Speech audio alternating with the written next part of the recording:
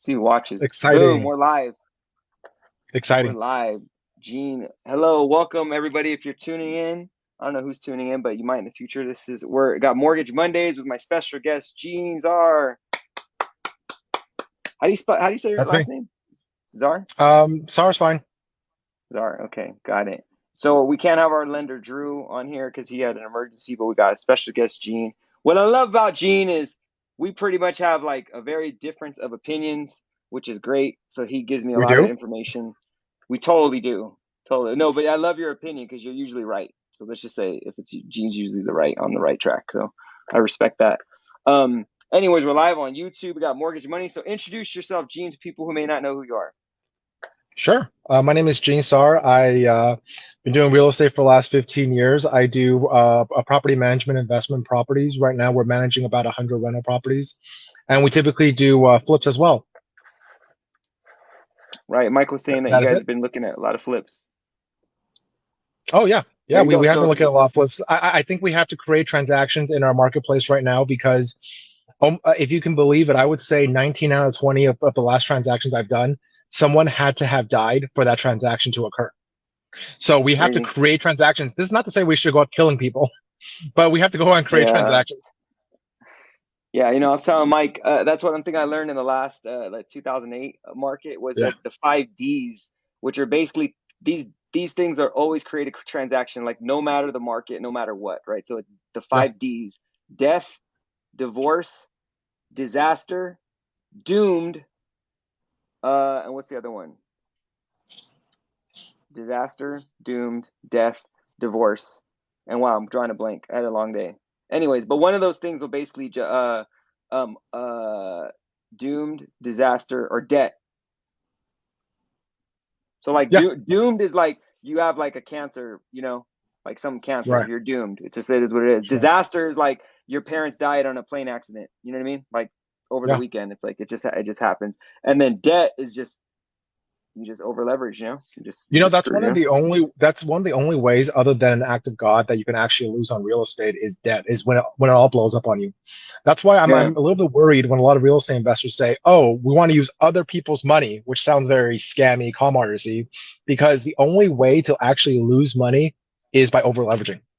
Otherwise, there is nothing safer than a paid off apartment in Southern California. Yeah, Literally, no, for there's sure. nothing safer. I think it's just because it sounds sexy and like everyone's looking for the easiest route.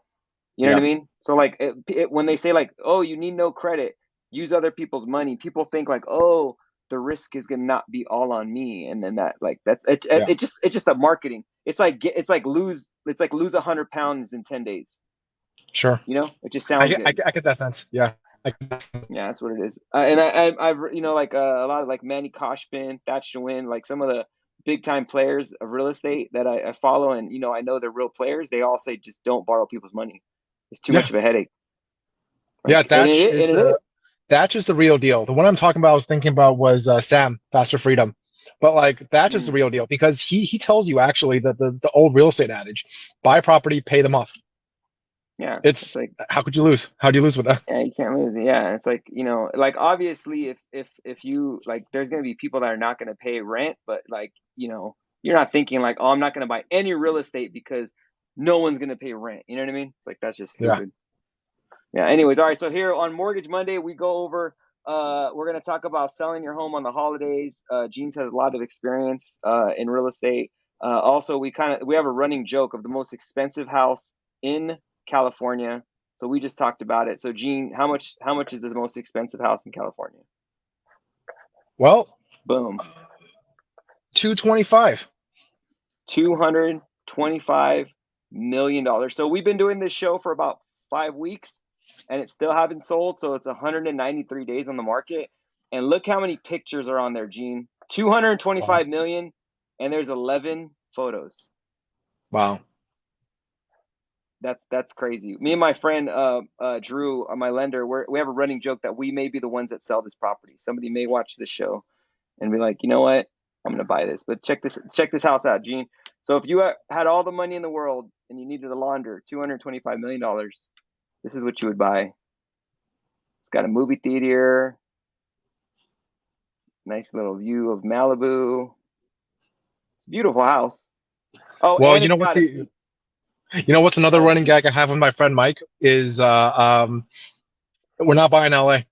No way. There's no way we're using LA infrastructure. If we're dumping hundreds of millions of dollars, I think we're going to Crystal Cove. I think we're going to Emerald Bay. I think we're I going to, know, right near the beach. Corona del Mar. Yeah, Yeah, the beach. Like that's if you had all the money more, go to the water. You know what I mean? Why would you live in yeah, the city? Cities yeah. are just terrible. Anyways, that's funny. All right, so let's go. Here's a quick headline. Hold on, let me put you back. Let me put you back. See, I'm the producer here, Gene. Let me get another slide. I'm gonna take this one off. I'm gonna add this one. Boom, boom, boom. I'm gonna share screen. Chrome tab. Boom. Okay. So we got the whole world. Last year we had one of the craziest market. Now it just flipped on its head.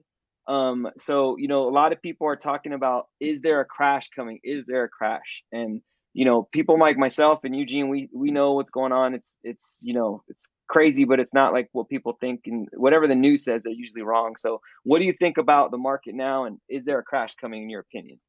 Or are we in a crash? What's going on? I would argue perhaps we are already in a crash because if you look at the different properties, I had a property that I was doing a flip for back in October. The property we purchased for the after repair value was about 950. And then we Mhm. actually had two offers for 1,000,001 for the property in February, but then we eventually closed it for 1,035. That property is probably now selling for 900 if you're lucky.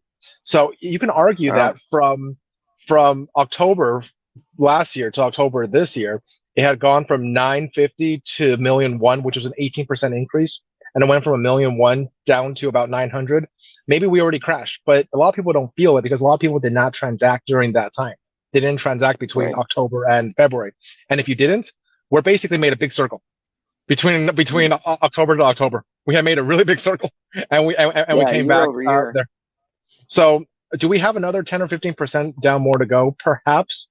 I don't think it's another 30% because we've gone down 18%. We can maybe go down another 10 to 15%, but it'll be based on factors beyond your and my control. It's be based on the Fed. Yeah, right. It's Whatever based on they interest do, rates. if they Yeah, raise rates to like 12% we're overall, screwed. then that's We're gonna make screwed. yeah, it's gonna basically be cash is king. You know what I mean? Yep.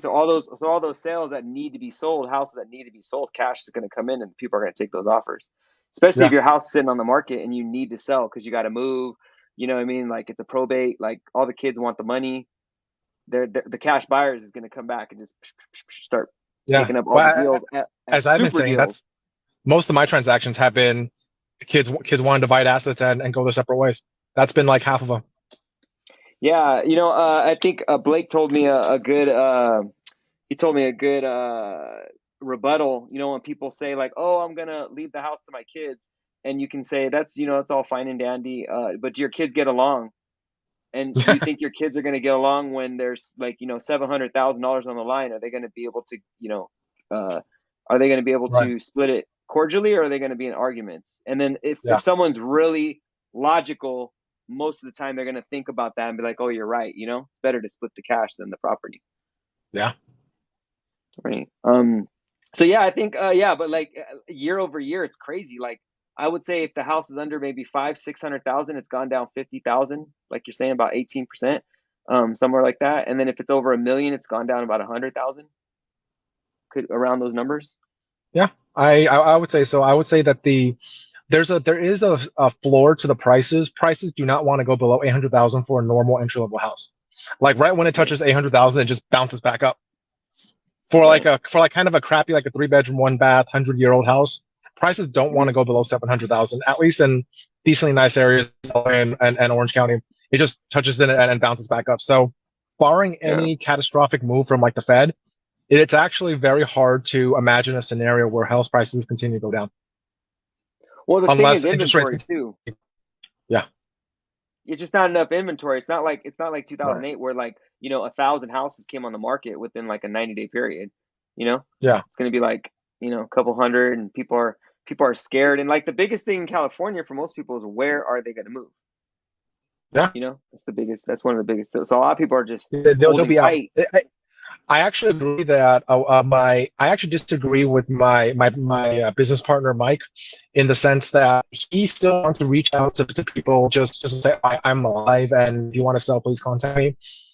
I don't know if I would do that because it's exactly what you said. If anybody is voluntarily moving, unless they're like the top half a percent, have the top tenth of a percent of income earners, they're probably moving out of state because there's a huge Yeah. a proportion of people who cannot requalify for the house they already live in.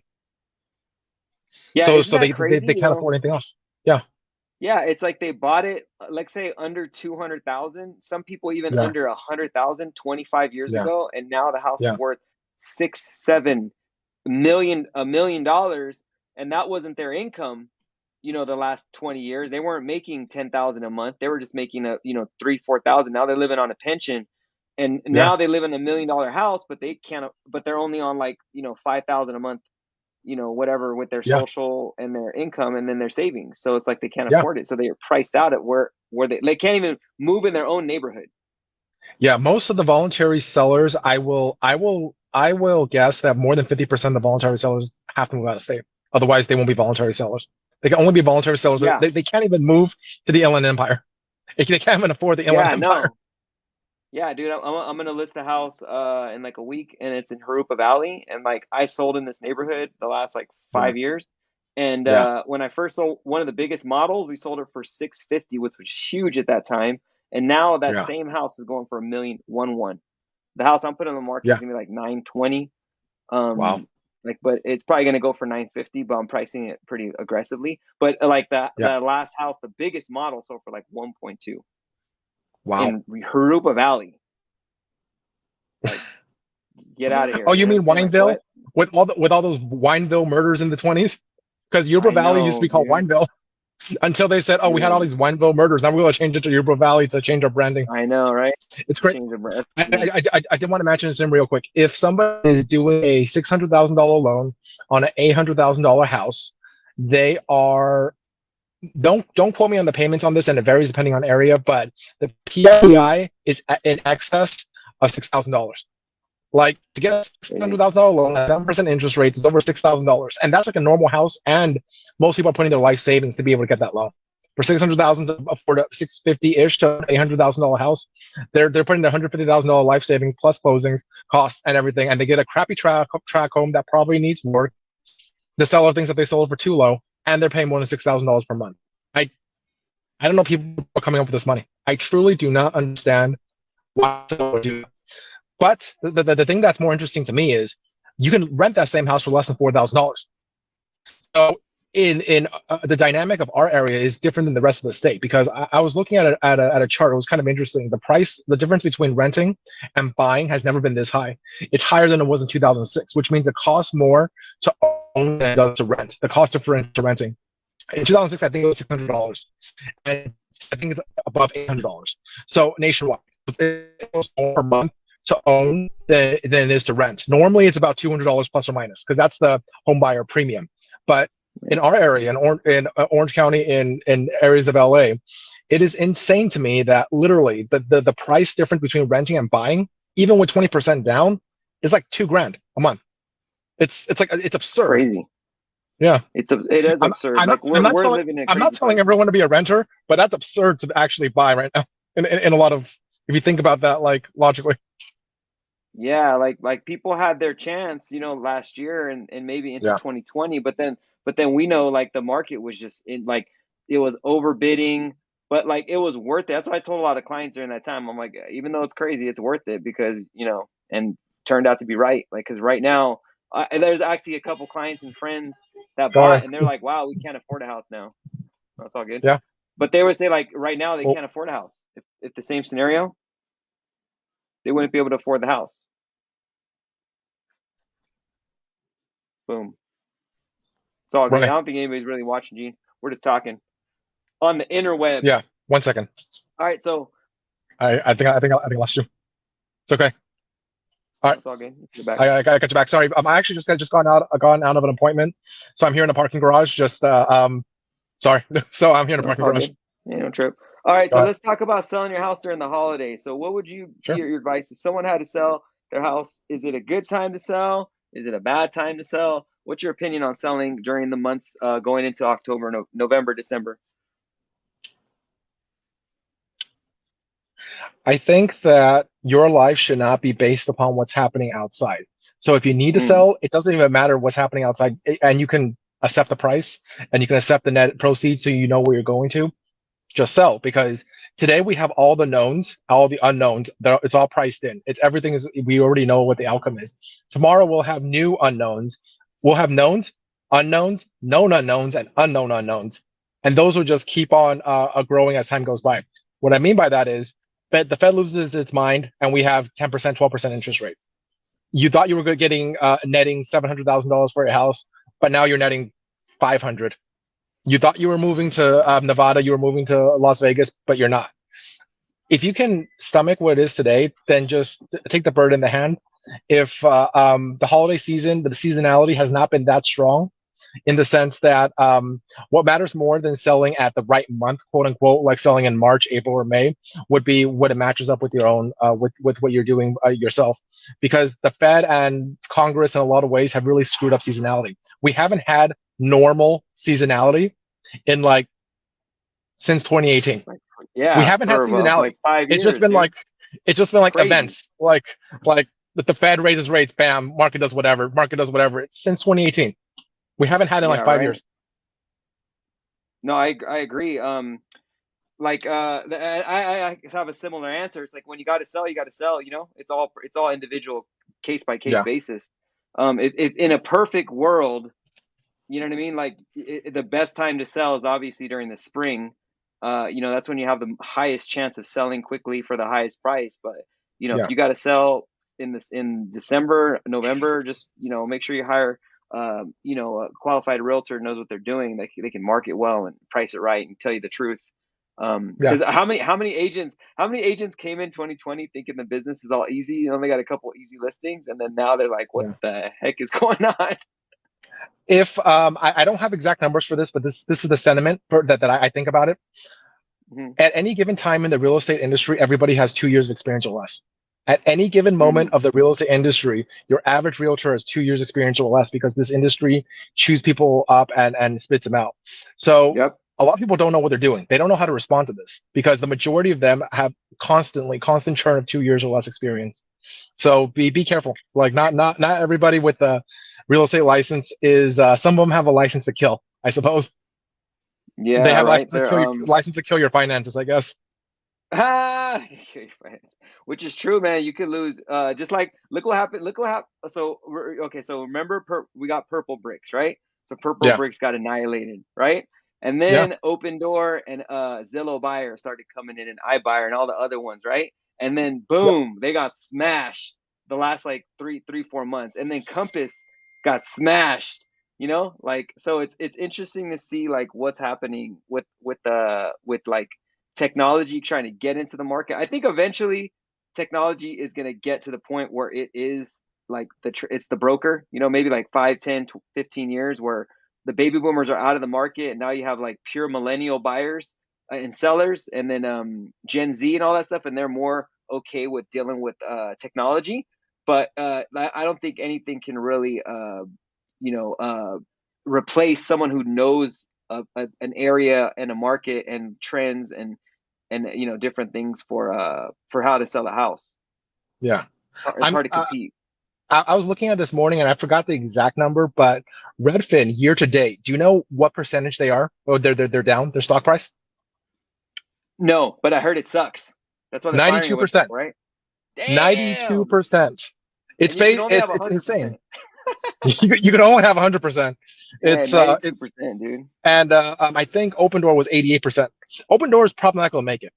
Honestly, they're probably not going to make it because Well, I a was lot of these thinking companies they were gonna get bought, maybe. But how are you gonna maybe get bought when they're maybe losing that much money? Because they still have I wouldn't data. touch it. You know, think about how scary this is. Companies like Carvana, companies like Redfin, if they went to the corporate debt markets today and they try to get financing because they're bleeding money, they spend more money than they make. Do you know how much they're borrowing at? 14%. Crazy. The Well, corporate that's bond with the rate interest rates. is 12 to 14% because the prime rate is like 6%, right? Yeah. The prime rate is about 6%, six and a quarter, I think. So it's like Oh, You'd be you're scared to borrow risky. money. Your house price went down. Your balance sheet sucks because like your stock price sucks. So we're gonna double your interest rate. And it's like if they run out of money, they're dead. That's how the only way the only way a business goes out of business, if a real estate investment goes out of business, is because it runs out of cash. Real estate Yeah, right. cannot run out Okay. of cash as long as someone's willing to rent it. It will not run out of cash. Right. But a business You can run can out of borrow. cash, and you're just dead. Like running out of cash is like running out of heartbeats or something. You're or running out of air. You just die Yeah. immediately. Even if you get air like a few 10 minutes later, you're already dead. That's how Yeah, businesses it's too die when they're late. insolvent. Yeah, Yeah, it's too late. And then we're seeing this like happen in real time. Like, yeah. it went from like it's for dude, it's from 6 months, it's been crazy. It literally the real estate market has gone from here, like just flipped up on its head. So that doesn't mean there's and then when people that doesn't mean there's no transactions. It just means it's slowed down. I mean, Yeah. there's still Volume is transactions. There's decreased. Yeah. always there's always houses selling. I know this is me being a really big nerd, but in Orange County in the 1990s, the average volume of sales annually in Orange County was between 50 to 60,000 homes sold per year. Okay, where's it As of now?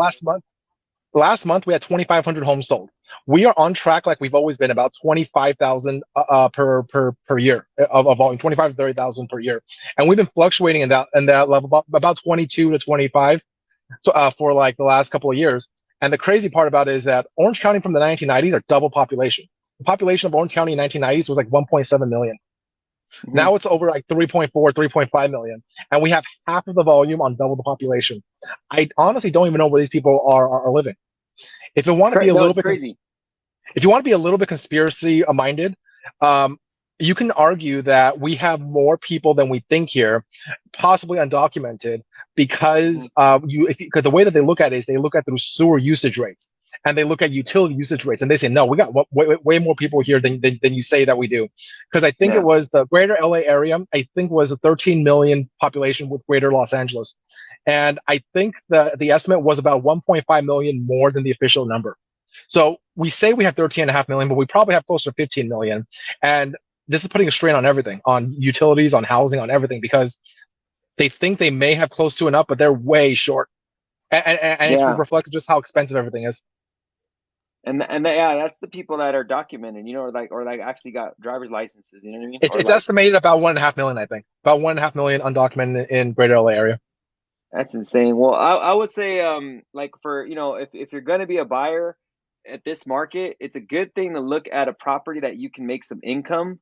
So like Yes. find a property that has a garage or a room that you can convert and then Yeah. turn it into an income property, and then that will help your mortgage. So that's like the smart thing. But it's crazy. I don't know why so many buyers, especially young buyers, like they don't want to have a renter in their property, or they don't want to like rent a room, or they don't. It's like they live in with their parents, and then they don't want to rent.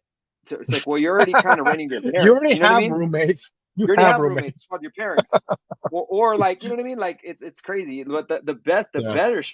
the best strategy right now is just find an ADU, a property that has potential for an ADU.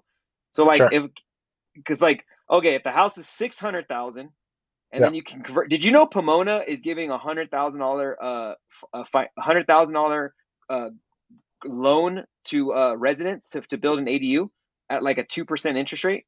So they give you 100 grand to convert your garage, and so you can Pomona use is a that scary money. And city. what's that? Pomona is a scary city. Not that it's in a bad area, but Well, no, I've I had would say personal you want. experiences with city of Pomona, and they are Oh corrupt as yeah, all heck. I'm very oh scared yeah, of the city government there. yeah. I'm from Pomona, dude. I already know. It's like the Oh, mayor's Mayor Quimby, dude. It's freaking Mayor Quimby. If you look at him and he like look at the picture, dude, he looks like Mayor. He actually looks like Mayor Quimby too. that's pretty It's funny. corrupt. Yeah, I didn't want to get into it with Pomona, but No, I you're know. right. But the city, at least they're doing that. But so if you pick a nice part, but if you get like places like Montclair, Claremont, Yeah, yeah. Upland, Chino, some of those properties with detached garage, those are good Can I properties to turn can I into actually a mention it school. this way? Right now I'm working on ADU, and the ADU to convert is I'm estimated to convert a garage is $150 per square foot. If I want to build brand new construction, it's $200 a square foot, not including solar panels and Title 24 and some other BS charges. But it's gonna be close to $200,000 per square foot. Now Whew. consider if you were to buy a house in Orange County, LA County, and it's close to $600 a square foot. right? It's usually about $600 square foot for entry level house. If you Hmm. buy a house for $600 square foot and you build it for $200 a square foot, you made $400 a square foot if you build an ADU. People says, I don't Right. want roommates. I don't want tenants behind me. I'm like, you're literally building something for a third of the cost it'll take for you to buy it. Why are you complaining? Yeah, Oh, and you're gonna cash flowing the after. interest is too high. It's literally one third of the retail price. You can create a retail product for one Hmm. third of the retail price, and it'll be brand new. When you buy your house for $600 a square foot, it's usually in crap condition. When you Yep. build an ADU, it's brand new and it's $200 a square foot. Like, if you can afford it, It, do it. yeah. I don't know. It's like that's the most logical thing to do, but I don't know. People are just crazy. Like they just don't get it. You got to like They don't explain to them. they don't have somebody to guide them through it because it's actually a lot Yeah, of that's work to true. be able to do all that. You have to do architecture. You got to do what's the word? Entitlements. Planning. You have to do general contractor. So you have to, again, that's an Yeah. entitlements goes to the planning department, and you have to find a good general contractor who does it, who's not cheating you. It's Yeah. it's That's one. That's it's a one of lot the of work. toughest parts. A good real estate agent like you or I would be able to walk you through it. At the same time, there's a huge upside to it. People say, "Oh, that's a lot of work. That's a lot of whatever." Look, you Everything's want a to lot of make work. money or not? Like, you want to make money Yeah. or not? Like, you want to make Yeah. money or you want to complain about how much work it is? Exactly. And then like over time, like people realize like, wow, that was a really good decision. But I don't know. Yeah. That's just crazy. So all right, so we went over holidays Actually, like, you know, so the main thing I actually really want to emphasize is if you want to build, you try to find the highest dollar per square foot of the area that you're building. You don't try to find mm, cheap. You don't try to find areas of Inland Empire that's like $250, $300 per square foot that you can buy for. You find areas that's 600, 700, 800, $900 a square foot yeah, because the building cost doesn't change. So your right. arbitrage Agreed. is that. That's your biggest arbitrage opportunity is it doesn't matter if you're living in a more expensive place if you can sell it for higher, right? If you, it Yep. doesn't matter that it costs more if you sell it for higher. But Yeah, anyway, no, that I was the main totally thing I want to agree. emphasize. Main thing I want to emphasize. Yeah, no, I totally agree, and that's why I tell people like, why would you want to buy like in the cheapest neighborhoods? Like, you should buy the cheapest house in the nicest neighborhood. Because if you're buying a cheap house in a cheap neighborhood, you're just going to be screwed all over. You're going to have cheap tenants. You're going to Yeah, have terrible issues with the neighborhood. You're yeah. going to have no appreciation. You can't value add. It's stupid. So the best thing to do is find the cheapest houses in the nicest areas, and then you're going to Well, have all upside. one more thing to add. From January 2020 to as of last month, do you know how much national home prices have gone up according to the Case-Shiller Index? From when to when January 2020 to today. to now? How much have they gone up and then back down? I don't know, like 20%. No. Well, the Case-Shiller Index is a backward-looking index, so it just peaked. Case-Shiller just peaked right now, like last month. So that means that we're actually cresting downwards. But do you know how much it went Mm, up from January 2020 to today? 44%. House price that's went up big. 44% in less than 3 years. Never in history has it gone up this much. Even when it's No, for gone up a sure. lot over a few years span, it's like 5 to 7% per year. It's never gone up like 12%, like 15% per year. Crazy. That's absurd. And That was just COVID. we may never see this in our lifetime. But the Yeah. reason I bring that up as well is that 44%. Imagine if you had a $220 per square foot house versus $600 per square foot. Which would you rather apply the 44% on? Bigger one. Right. It's like people Yeah, don't think higher. about that always. I'm like, find the area that you like, That's close to work that you logical. want to be, amenities that you want. Because I would rather take 44% of $600 versus 44% of $250. But a lot of people don't think this way, and I'm like, I think I'm gonna stop talking to you now. Yeah, yeah, no, they don't, dude. They'll go into the new construction with a $300 a month HOA that Right. like is connected, attached walls, three tri-level, Yeah. and since it's like staged so nicely, like they're like, I love this house, and it's Yeah. like, like the tax is 2%, your HOA is 300, and it's gonna go to like 700 eventually. Like there's no like you don't even Yeah. have like you have a parking spot, and like you're gonna Yeah. pay seven. You know what I mean? Like I don't know. Yeah. People are just crazy. Anyways, all right. So we went over the holiday. So if you're during the holiday, it's all case by case. So it's if you're thinking it's when's the best time to sell, the answer is When it's ready for you. whenever you're ready. Yeah, whenever you're Yeah. ready. And then also the market crash. We're not necessarily in a crash like 50% drop, but you're saying like the houses went down 18, almost 18-20%. It's 18-20% from absolute insanity because it Yeah, was yeah, yeah, because we literally went up like 15-18% over the course of like yeah. We like four that. months. Yeah, we went parabolic. We had Now another we're going. parabolic move, and then we came down. So basically, if you bought 12 months ago, you probably have about the same price that you bought 12 months ago. So it's really Yeah, hard to say whether you because even a lot of this data, it doesn't actually show you the absolute peak because the absolute yeah, peak might only affect 2,000 people in like the whole country right. or not maybe the whole state. So it's like because only 2,000 people had sold during that time period, during that 3-4 months that it went parabolic 15-18%. But everybody else is unaffected. So it's hard to say, but you can argue that we down 18%. My projection, my informal projection, I still think as long as if interest rates go up, I think we can still go down another 10-15% easily. But if interest rates Yeah, stabilize, which I think it's more likely than not they will stabilize, then I wouldn't be surprised if we just teeter along the bottom for now. I can imagine yeah. a scenario of no more price damage.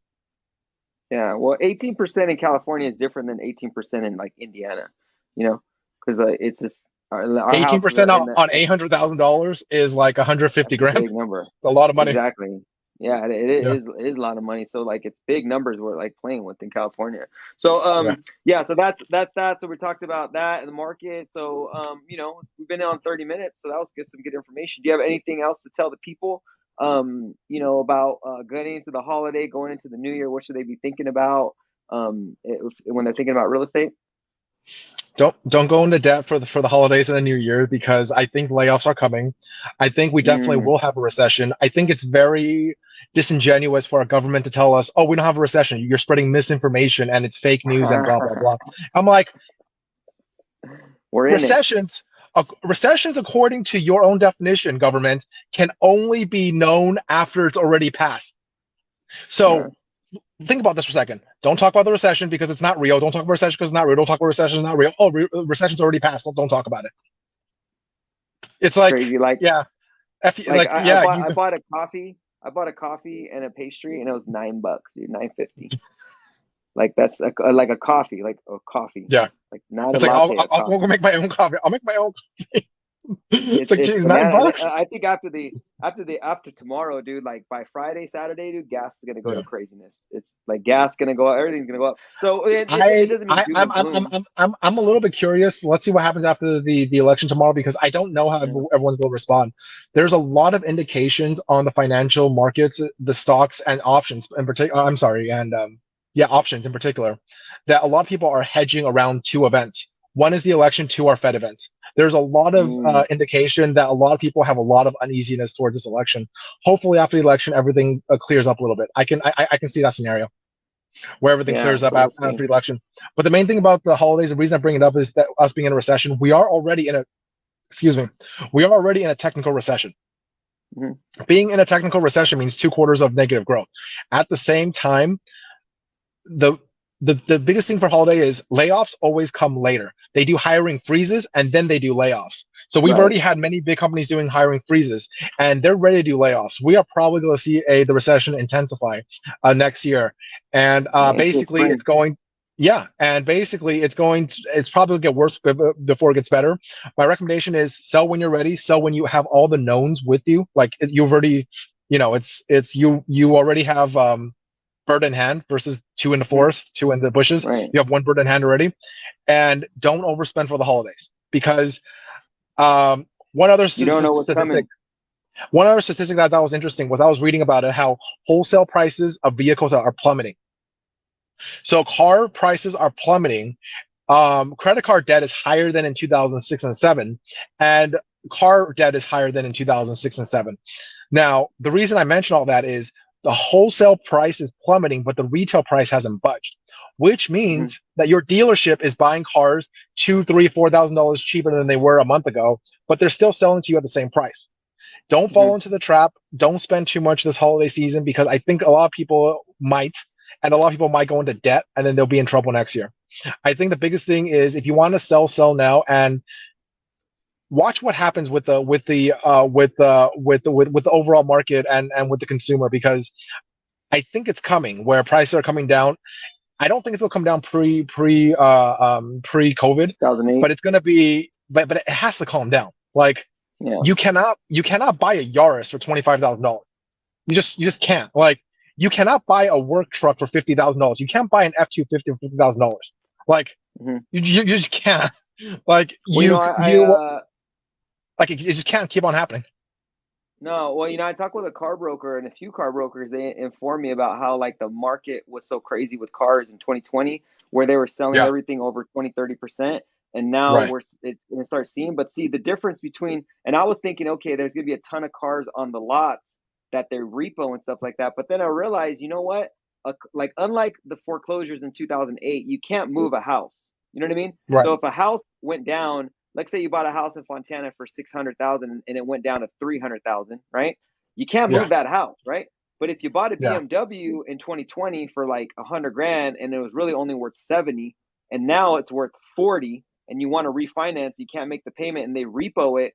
Now, instead that car, they can send it over to somewhere where they would pay $60,000 for the car versus Yeah. sell it at a loss in California. So a lot of that inventory of cars that's getting repoed, it's not Yeah. actually going to hit the market where it got sold. It's going to go to other Yeah. markets and they're going to make more money on the car. So that's what's Yeah. interesting about cars. It's like if because they can move, you can move the car where it's more valuable. It's like, Right. okay, BMW is not that more, like Right. there's not that big of a demand here. Let's move them to, like, I don't know, Seattle And it's or funny. just It's more, always because certain cars are always like that too. Because if you go to somewhere with snow, as many of our friends know, you cannot buy a non-all-wheel drive car in somewhere with snow. Right, Nobody right, will right. buy it. Nobody will No, buy a car without because all drive. there's so many bad stories they know. Yeah. Well, because if you have all-wheel drive, So then you can avoid doing snow chains for most yeah, conditions. But no, yeah, but right. it's the reason again I bring all that up is because how do I even say this? I believe your career, your life, our economy goes in seasons. I think that we Mm, are figuratively and literally going into the winter season. In the winter yeah, season winter's coming. of our winter season, the purpose is not to make money. The purpose is not to like harvest things because you Mm, cannot. The purpose of winter is just to survive. Whoever right. survives will be able to take advantage of spring. The purpose is not to have some great glory, some great conquest during winter. So Hmm. be very mindful of that. And going into the winter season, going holiday season, if you need to sell your harvest now, like your assets, and you have known and you known what you're going to get for it, and you know what you want to go, and you can afford it, and you're okay with all of it, even though you might not be super happy, but you can afford it Yeah, and you're okay with it. Just go do with it. it. Like seriously. Because Yeah, tomorrow I have it ain't no idea it what's ain't going to gonna bring. get better. Like it's gonna get worse before it gets better. Like that's for damn It'll sure. it'll be volatile because as mentioned, it's been 4 or 5 years that we haven't had seasonality for real estate cycle. Like it just Jerome Powell says something, bam, goes up. Jerome Powell Yeah, says something, bam, it goes back down. It's been like that yeah, for the no, last four, because the last time this happened was 2018-19. Before COVID, the Fed started to taper a little bit, and then the market lost its mind. If you remember, 2018-19, we actually had another mini correction in housing, yeah. and then it But just no, took it off just in the it in wasn't big 2020. enough for it to be felt. Um, no, Not on a I massive failed I scale. failed some I failed some flips there. I didn't lose any money, but Mm, like I wanted to make like, oh, I was gonna do a flip that was in Anaheim Hills. I was going to make like 80, 90,000, ended up making like mm, 10 and just getting out of it, and then the price just kept on going down because it's like it just completely turned because the Fed did the same thing, a mm, lesser extent, where they increased interest rates for a little bit and then they got scared and then they stopped. So then the market kind of right. consolidated and it kind of went down. Well, one more thing that I think about: whenever a real estate market goes up and it starts to go down, it does not flip back up. The real estate market never Mm, recovers in a V shape. One of the only times that it's ever had a V shape was in 2009 when they gave everybody $8,500 for buying a house. If you remember that, back in the 2000, mm, 2009, they passed a stimulus for $8,000 for buying a house. It went up a little bit and then it continued to go back down. Real estate always goes like in like a roller coaster. When it starts to crest downwards, it never reverses up. It's never mm, happened. It always has to come down, and it needs to a little bit of time to consolidate before it can have a new uptrend. Because real estate, more than anything else, is based on sentiment. It's based on how people feel, and it takes time for sentiment to shift. Like Mhm. sentiment doesn't happen automatically. So I don't want to be too doom and gloom, but it's highly, highly unlikely that circumstances 3 months from now will be better than now. I think that's highly, highly, highly unlikely. I think Yeah. it's possible that in 3 months that we'll bottom, like financially and real estate and everything. But between Mhm. today and January, February, I I don't see how it would improve.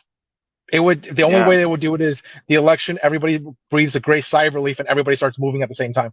Everybody starts like buying things at the same time and Yeah. say, "Oh, thank God the election's over." Like Yeah. Ain't anything gonna short of happen. that, I don't know. I don't know how in the next 3 months it'll get better. It'll get materially better. Yeah, so I think that's a really good advice for anybody that watches this video. If going into the holiday season is don't overspend for Christmas because layoffs may be coming and most likely will be coming. So the worst thing you can do is go crazy and with gifts and put it all on the credit Yeah, card and think, oh, you know what, I'm waiting until my Christmas bonus, and then all of a sudden, the bill comes January 31st, and like you lose your job, your wife loses their job, kids lose yeah, their job, company decides to move. You know what I mean? Like, so just stay light this Christmas, get some nice Christmas cards, cook some cookies and, put them in a bag with a nice little note. And that's probably the best way to go right now for everyone. So be conservative. For investors, look for deals. Right now, I'm excited because there's going to be so many deals to be had. When you know how to look at a deal, you know how to underwrite. So for me, I'm excited, but I'm looking from a different perspective, from experience versus for a first time buyer, it's just like, hey, or a seller, just whenever you're ready, go for it. Just don't wait. But if you're on the fence, go now before it gets crazier. definitely. Yeah, that's it. All right, Gene. Well, thank you very much. We'll have you as a guest again on the show. We're trying to do this every Monday. Usually we want to do it for lunchtime, but today my lender something happened and then I was busy, so we'll do another one. So anything you want to say closing out? No, I've said everything that I want to say. I think I said quite a lot. Nice. All right. Well, we'll help people. So hopefully people found some value in this. I'm going to put it on Facebook. I don't know. I don't even know how to look at it on LinkedIn. It's live on LinkedIn, but then I don't know how to like watch it on LinkedIn.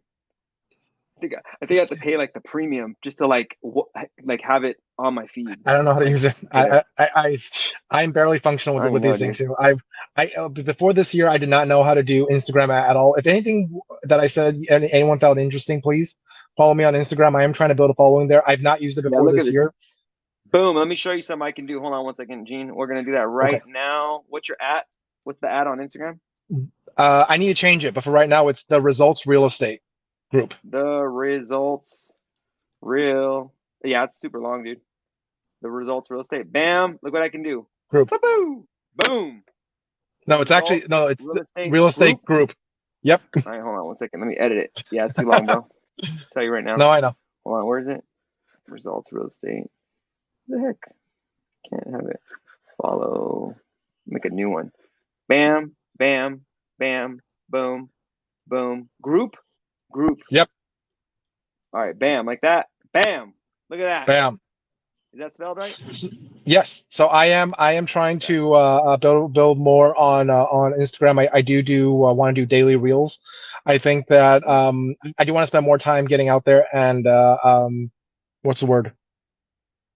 Building a This brand. is what no, well, no, no, no, no. Well, this is what worries me about social media. And actually, maybe I'll close on this. One of the people I really enjoy following would be a lot of the mortgage lenders who are actually doing business, like Neil, Neel. I forgot his last name. It's an Indian last name. I forgot. It starts with D. Neil D. I think it's Neil Home or something. That was his handle. Mhm. But Oh yeah, yeah. Neil because Holmes. Yep. yeah, Neil Holmes. He knows what he's doing. That's And good content. I like Alex Hormozy as well. And the reason why I like Alex Hormozy is because he had said something that I've always felt, but he said in a very interesting He way. looks like a He lumberjack. Just kidding. he says Go that ahead. most people on YouTube, social media, and Instagram are famous for being famous. They're famous for Yeah. knowing how to use social media well, and what they're teaching you is they're teaching you how to be social media people like themselves. The gaping hole that he saw in this whole thing was very few people became business people. They learn business and then start talking about business. So he Mm. actually succeeded in business and he starts talking about business. And very, very few people do that. Even, I would argue, even Gary Vee, even Grant Cardone, they got famous for being famous. They blew up And then the on business social came to media. them after they were famous. Yes, business came to him after they're famous. And what I really, really, really admire about Alex Hormozy, assuming he's not lying, and there's no reason to assume he is lying, he built a $100 million, quote unquote, $100 million valuation. He sold a couple of companies that was worth tens of millions of dollars, and then got on social media, and Right. and he has all the props. Now, I'm not saying that I'm as successful as that, and nor do I want to be, nor do I want to be a public figure like that. But listen to these types of people. Listen to people that are not famous for being famous. Listen to people that were successful before they were famous, because what Right. they're saying and doing is actually probably helpful to you. Like, Yeah. Well, if they're you want to speaking be a social from media experience. influencer, yeah, no, it's real stuff. Yeah. It's not like a journalist, or it's not like secondhand. It's, this is what I did when I faced this, and this is how I got through it. It's very anyway, I would like to think that I would have some amount of that, because I've been remarkably blessed in real estate and in investing, and I want to give my own perspective of these kind of things. Some of these numbers that I gave are it's kind of how I think about it, and I don't see too many other people talking about that.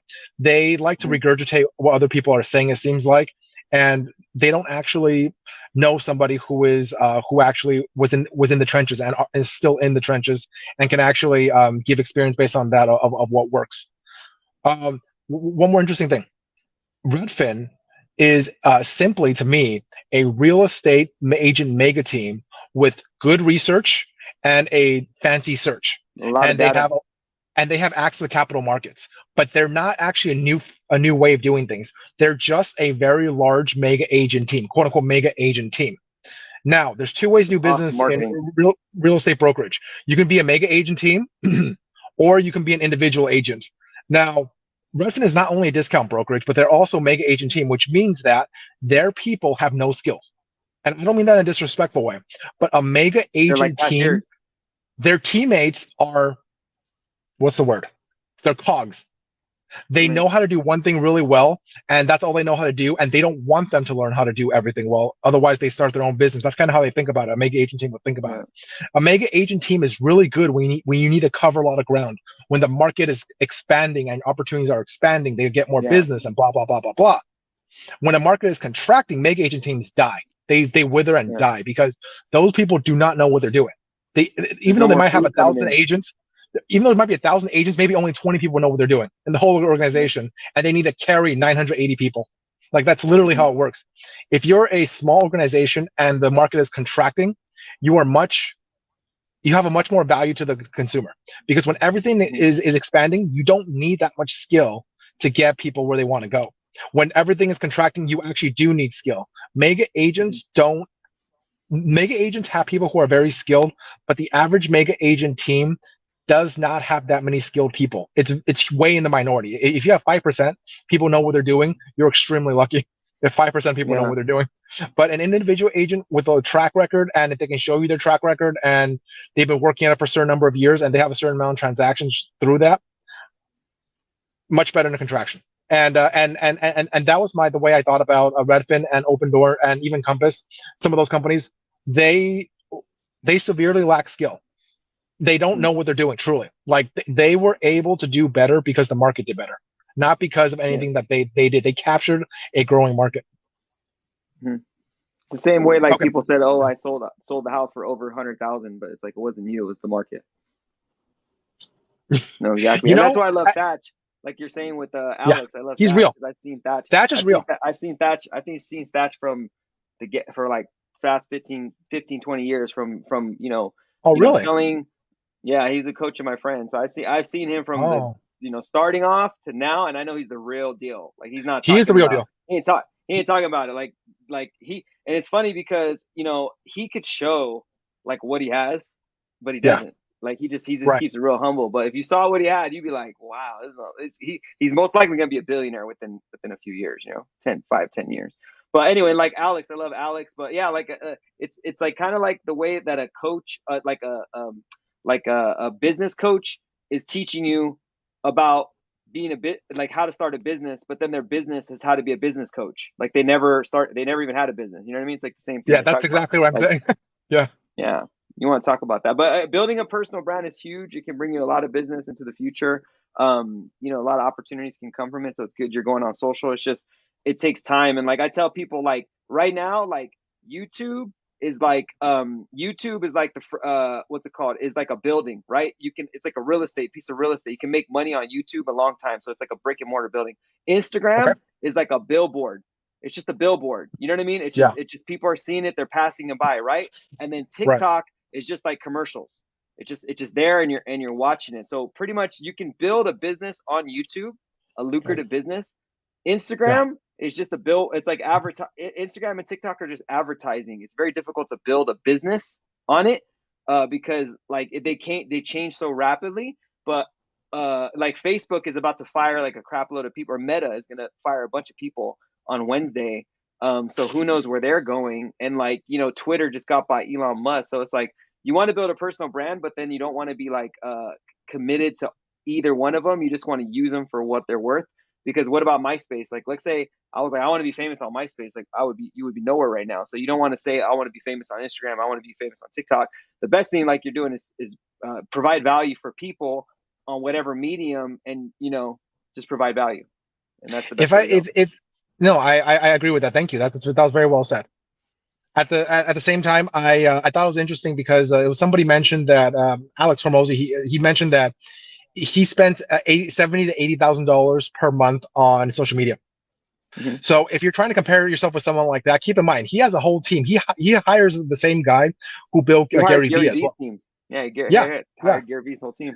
and and his payroll is 78,000, where he says, oh, that's okay, because when I was building my gym launch business, I would have just spent that much on advertising, so I'm doing it for organic reach instead of advertising. Mm-hmm. It makes sense to me, but at the same time, it's like, don't Totally. compare yourself to them. For me, I really want to focus, narrow down on one thing, and then just expand outwards from that, because I don't want to spend $80,000 per month. I truly don't. But if Yeah, you want to do you that, you got can that's have the that's a slick whole stuff. monster. You can have a Yeah, slick that's a whole whatever beast. things that they're doing with that 80,000 a month Yeah. too. Well, with that, there's a lot of problems that come with that, dude. It's like you got security details, you got a lot of issues when you become famous and well known, Yeah, you become a target. So now your kids become a target, family. So like that's a life you have to choose. And it's better to have just a good local following, yeah. and then just provide value from people. You never know. The internet's a crazy place.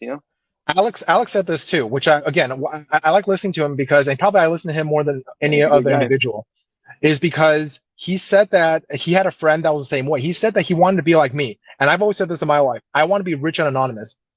I don't want to be rich and famous. I want to be rich and Totally. anonymous.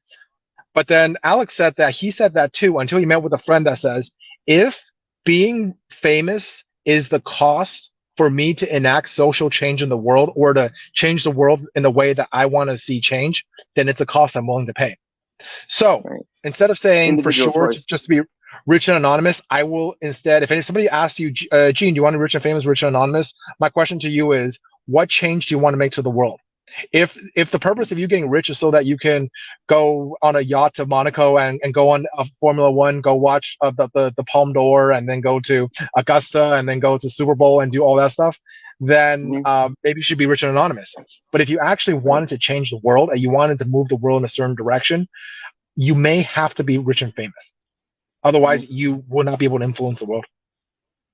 Yeah, exactly. And it's individual choice. Do you want to take that route of Right. being a super famous person? But And are you everybody's willing to pay the everybody's price? different, Yeah. and there is a price. People don't realize that like everyone sees the success, but they don't see all the like it's basically natural. Like you got to go through the shit to get past to the sunrise. But people Yeah. only see the fruits of the labor. They don't see the bullshit. So you know, but everyone different strokes for different folks. You know what I mean? But all right, Gene. So we're running on about an hour. Thanks for the talk. I think anybody who saw this, we got some information from us, and then in a couple weeks we'll get you on again, and we can talk some more real estate. Thanks for having me. All right. All right. Peace out, guys. We're about to end the Bye. broadcast. Okay, bye. Peace. Later.